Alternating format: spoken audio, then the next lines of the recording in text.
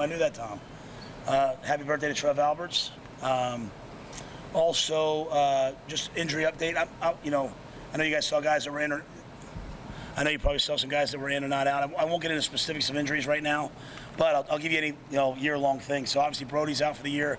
Maverick Noonan hurt his knee on Saturday, out for the year.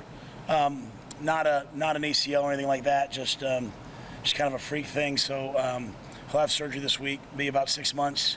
We'll be fine. We'll be as good as new. But obviously our hearts go out to both Brody and Maverick. So everyone else is trending on being ready. If they're out right now.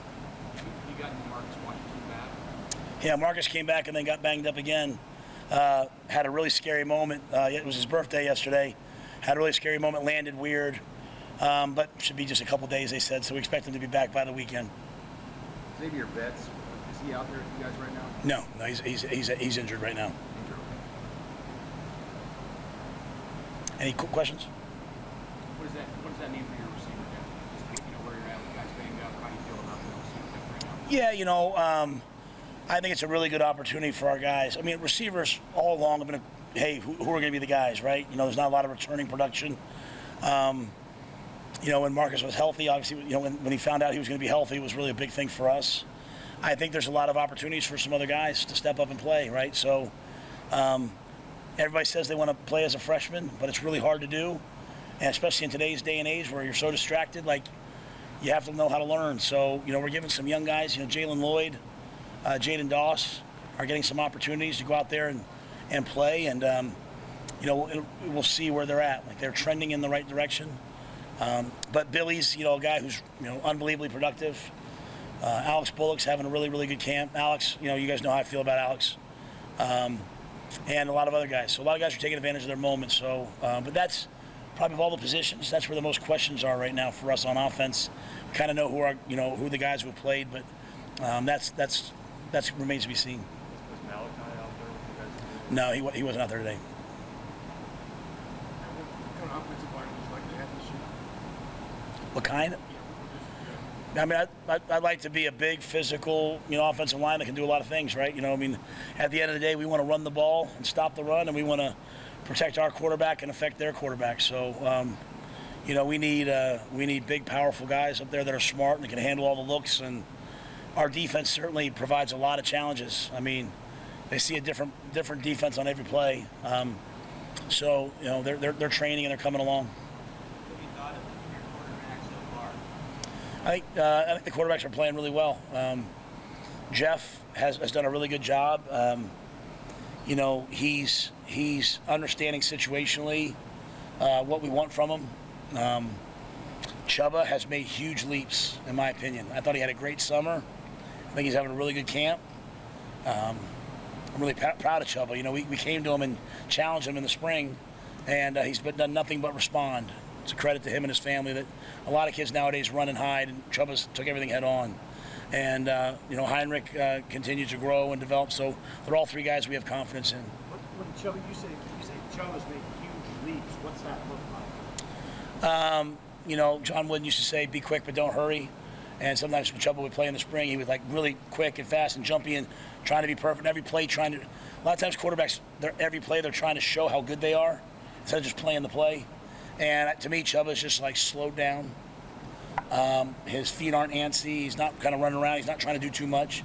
He's taking what they give you. And I just like the way he leads his group. They follow him. So he has all the physical tools, but just kind of letting it all settle down and come together.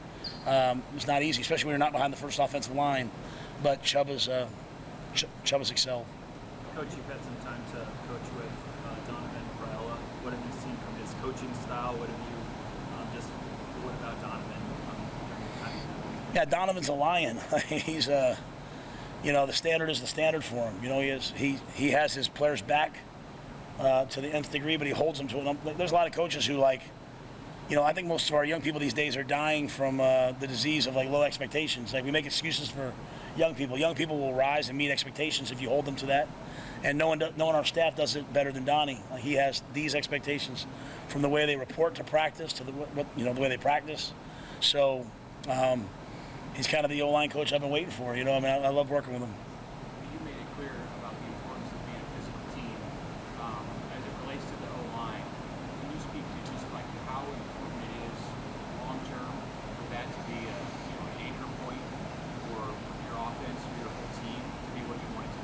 Yeah, I mean, I think it's the offensive and the defensive lines, right? You can't be the type of team that we want to be if you don't have great offensive and defensive line play. And then, add into that the tight ends and linebackers, your front sevens.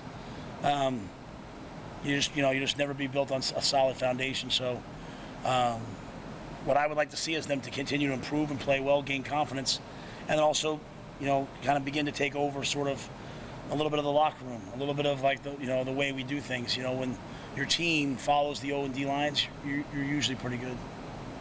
Specifically, how do you feel about like a guy like Latovsky and some of those guys who are maybe getting thrown into the role of team one right now? What do you feel about their progress? I don't want to single too many guys out. I mean, Henry's a guy that we think can be a starter, so it's always been him battling to start, and I think he has a really bright future. So I like his demeanor. We put him in a lot of tough situations to see how he responds. He always responds the right way.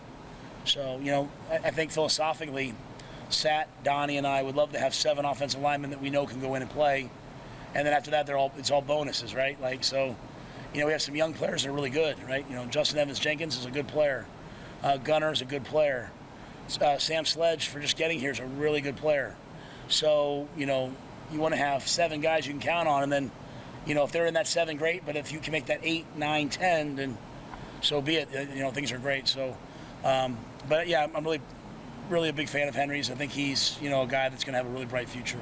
Hey, Coach, back to the quarterbacks. You added Luke Longbow in that postgraduate camp. How valuable a pickup has that been, just now that you have a 4th kind of quality guy to run scouts and do things for you in camp? Yeah, we finished practice today, and we went for about 20 minutes. I think it was like 22 plays with, with that 3rd group, and let him take all the reps. And so he's smart, he's athletic. We just want to accumulate as many good players as possible and develop as many good players as possible. So whatever his role is, it'll be. But he's an athletic kid who likes football. Practices hard, plays hard. So it makes our team better. Did you know about him before that camp, or did you find out about him just because of camp? Some of the assistant coaches knew about him. How exactly it happened, though, I can't say that. Our personnel staff does such a good job. So when he got there, they all knew who he was, and we were excited that he decided to come join us. You talked about how competitive it could be to get on special teams with this stuff. Do you like how top line guys or guys who were starters, how much they want to get part of that? Yeah, good teams, their starters play special teams. On good teams, your starters play special teams. But at the same time, you have core guys that play on all 4, and that's their life, right? And so it's not like a consolation prize. It's big, right? You're representing the Huskers, So I think our attention to detail on special teams, I think the amount of reps we get, I think the way Ed, just to have a special teams coach, that's all he does, that signifies for us our commitment to it. But I expect all of our players to contribute on special teams in some way. But I'm always looking for those guys like, hey, they're going to come in here, scholarship or walk on, it doesn't matter to me. They're going to be a key member of those teams. And for the type of team we're going to be, like, we're going to have to win the turnover margin, right? We're going to have to win the penalty battle. We're going to have to win the special teams. We're going to have to do everything right, to have a chance to win games. And so I want guys when they play special teams to know, hey, I'm affecting winning. Like how I play affects whether we win or lose. So I think we're making that progress. But there's some guys that have played a lot, and there should be a lot of competition right now. Like, you guys can kind of tell. Like, I don't want to talk too much about the guys not practicing because there's a lot of guys who are practicing, and I love the guys who aren't. There's guys out there like busting their tails right now, and so they're the guys who are going to play on special teams, right? Like they might not be a starter, but I'm watching some of these young kids, this Eric Fields kid, and I'm like, man, how is he not on 4 special teams for us?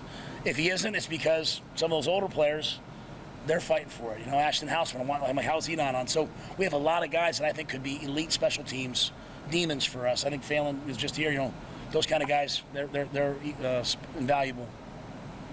You'll practice at night and the afternoon later this week. What was the thought on having like an evening? Is there something that you guys wanted to do in the evening? Is it really hard to hear in here today, or is it just me? And I don't think this even works. This is for show, so I'm like yelling in it. So don't make fun of me. My thought process with 3 days in a row, like when I move it to the night, I get like 8 more hours of recovery, right? So even in season, you'll see we go Tuesday morning and then we go Wednesday evening. So that extra 8 to 10 hours of recovery might be the difference between a tweak and no tweak. So we do that for recovery. But also, I like to change the schedule. Like we're taking the guys to the women have their first soccer match today. So we're taking them into the soccer game tonight, right? I want them to like wake up every day and not know exactly during training camp what the schedule is. Like we like being comfortable, we like rigid schedules, but the game's not rigid. So I like to change things up on them so that tomorrow they're like, what do we have? Oh, we have offense, left, defense, meet, and then, they just have to learn to adjust, right? So, but I also think we need to get under the lights. We need to catch balls in the lights. So it's being under lights. It's a little more recovery, and it's just something to change up we're kind of in that week right now where everyone's like, when's camp over? So just something to kind of change it a little bit. The entire team goes to the soccer match. Yeah, maybe guys that are in treatment or something won't, but the entire team will go there, yeah. But our women's soccer team is like, like we have that Olympic day that we did, and they're all out there supporting us. They're doing it with us. You see them in the halls all the time.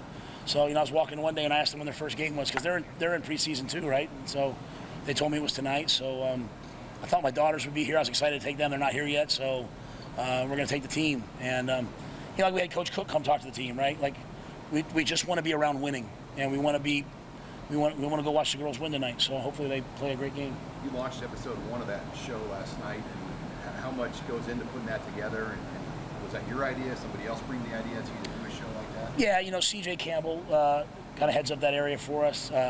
Jordan Litton put that episode together. I think a couple different guys are doing it. Jay Litt, when I first got here, we didn't really have a creative staff in football. Jay Litt's a student here in Nebraska. He's unbelievable. Like, I've never been around somebody like that. I trust him. I trust him implicitly. Like, if you guys know me, I'm like, hey, I want to know what the show's about. I want to know this. Jay Litt, I said, do your thing, bro. Like, he knows what we're trying to get done.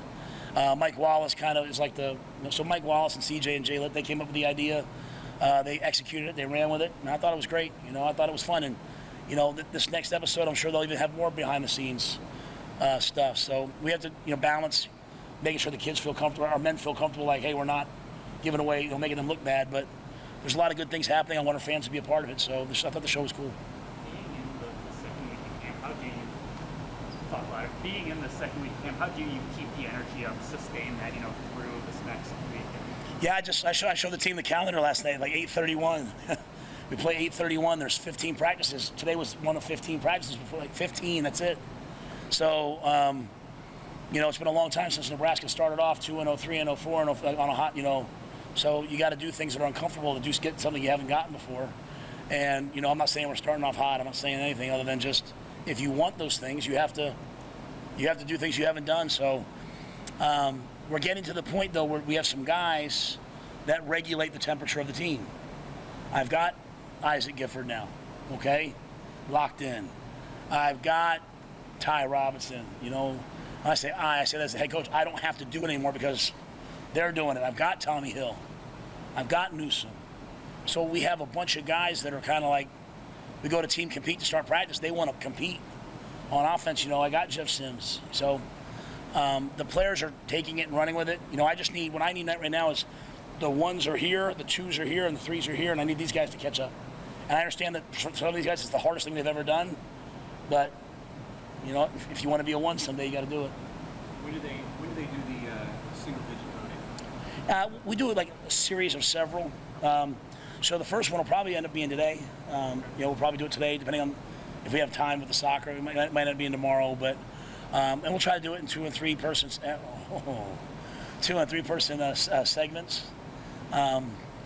So see what happens. Roll them out separately, or will you wait? No, we'll roll them out when they come. Yeah, like if we vote tonight and they announce to, then I'll announce it to the team, and then we'll let everybody know. Anything else? All right, guys. Thank you.